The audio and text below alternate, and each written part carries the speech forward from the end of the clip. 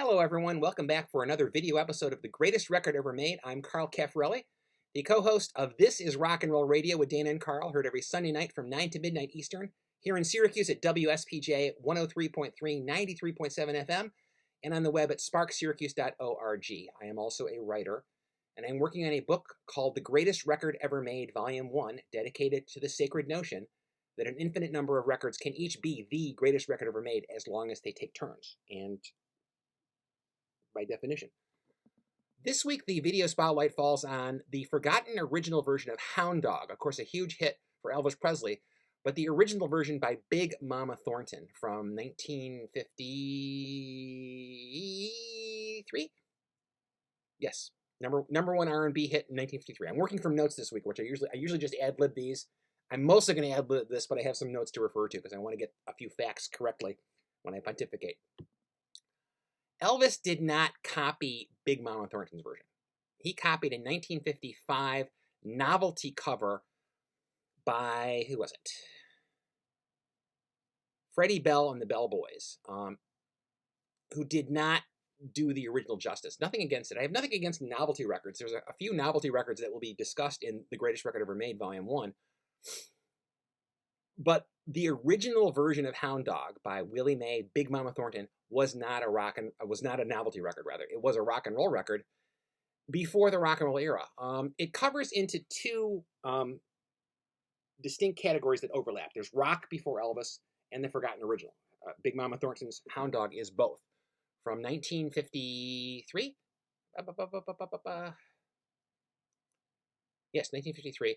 Number one R&B hit for Big Mama Thornton, well before Elvis, well before Rock Around the Clock by Bill Haley and his Comets, which Billboard magazine dates as ground zero for the rock and roll era. But no one thinks that Rock Around the Clock was the first rock and roll record. It was just the start of its massive crossover pop success. There are many rock and roll records that predate that. The Fat Man by Fats Domino, Rocket 88 by Jackie Brenson, really Ike Turner,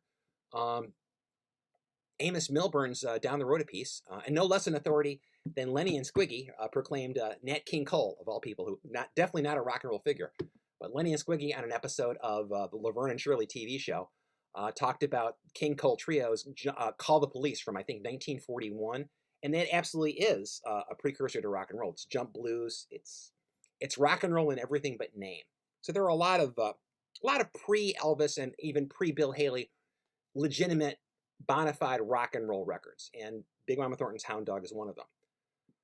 The novelty version that Elvis did, and Elvis did it as a novelty version, there's no question that he viewed it as a novelty. He copied a 1955 cover of the song by Freddie Bell and the Bell Boys. Checking my notes here. Bear with me. Avert my gaze for a second. Not salacious, but the more gut bucket original. Elvis saw it as a novelty tune. If you look at the Elvis documentary, Elvis, That's the Way It Is, showing his rehearsals for 1970, I think, Vegas stint, you see him on stage, vamping it up, that Elvis thing that came to be parodied, but at that point he's still definitely Elvis the King Elvis the First, but vamping it up, camping it up, if you will, grabbing, I think, leaning forward into piano, saying, "You ain't," and then vamping up, talking about what a tender love song it is. "You ain't nothing but a hound dog." That's not what Big Mama Thornton's version is. It is a kiss off, a piss off, a hit the road jack well before Ray Charles. It is rock solid, mean, ugly, and angry. It's just a terrific rock record before anyone was really calling them rock and roll records. It's just an awesome record.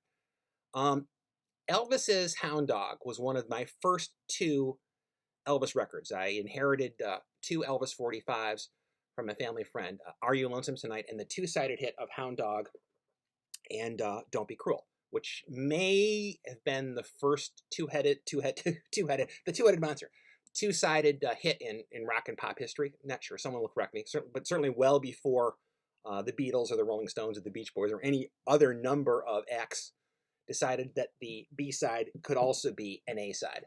Flip it over, you got two hits for the price of one. I did not really appreciate Elvis at the time. My appreciation of Elvis came later, as we detailed last week. And I certainly had not ever heard Big Mama Thornton's original. Now, I didn't hear that till decades later. And when I heard it, I was floored. I just thought that, man, that is awesome. That is the greatest record ever made. I don't like to run the risk of seeming iconoclasm in saying that, oh, Elvis, fine, Elvis, this is better. Not Elvis, this is better. Elvis deserves all of the accolades that he got. He deserves more. He deserves recognition. There's, I think, a significant portion of rock and roll punditry, generally not the professional pundits who mostly know better, but of fans who want to not discredit, but disavow Elvis as importance. That's not going to fly. Elvis was, along with Chuck Berry, like we said last week, the two most important figures in the development of rock and roll, more so than the Beatles, Bob Dylan, James Brown, anybody that you want to name. That said, I can't deny the brilliance of Big Mama Thornton's, her original version of Hound Dog. That is just, it's punk well before Johnny Rotten saw his first safety pin.